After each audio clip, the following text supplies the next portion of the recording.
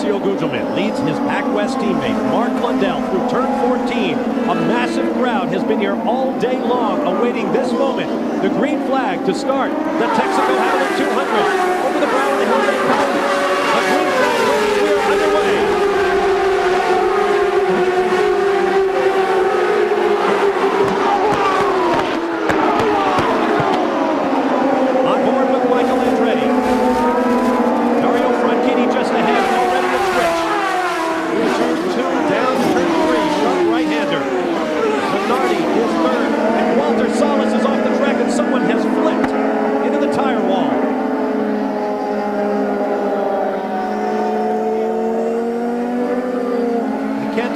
Upside down, but we have a full course caution. It appears to be one of the Penske cars that's up on its roll hoop.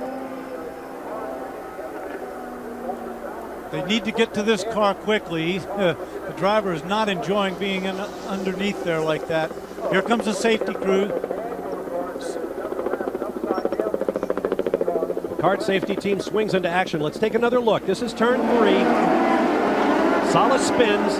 Paul Tracy collides with him, and the concrete wall helps to turn him over. That was a very unfortunate. It was nobody's fault there. Walter Salas just spun. Paul Tracy tried to take avoiding action.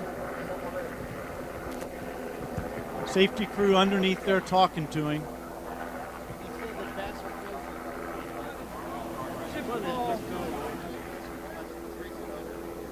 Roger Penske looking on, still looking for his 100th career victory in the series. But right now, his thoughts are with Paul Tracy. The initial report is that Paul Tracy is okay inside the car.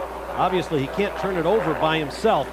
And the kart safety crew will be very careful to make sure that he is stable inside that car before they try to turn it over or extract it. You might ask why, too. Why aren't they just up there pushing on the tires and turning it over? Of course, they want to make sure he's stable and that nothing happens to him. See, now, here's Paul Tracy right here. He's going to try to take avoiding action because here's Walter Salas on that part of the track. But Salas' rear tires are still spinning. He moves over there. Paul gets up in the air.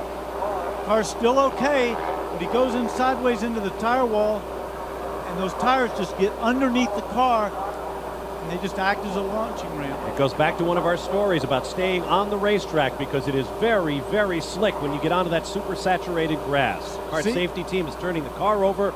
Marty Reed has more.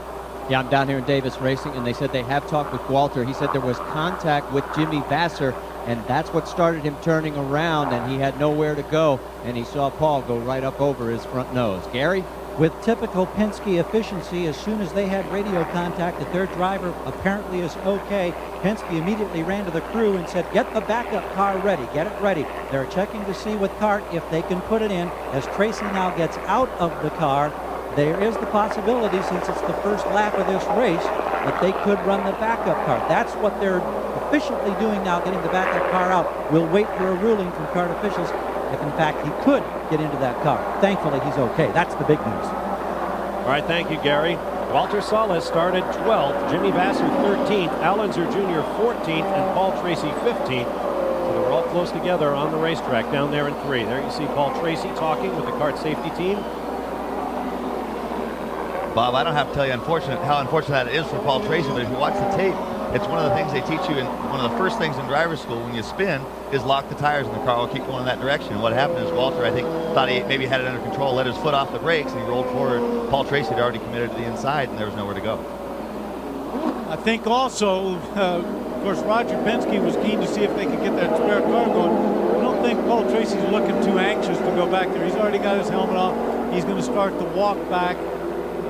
And Danny, if we can interrupt, I believe that a red flag would have to fly in this situation for them to be able to go to the backup car. We're trying to get clarification on that, but that's the initial word here.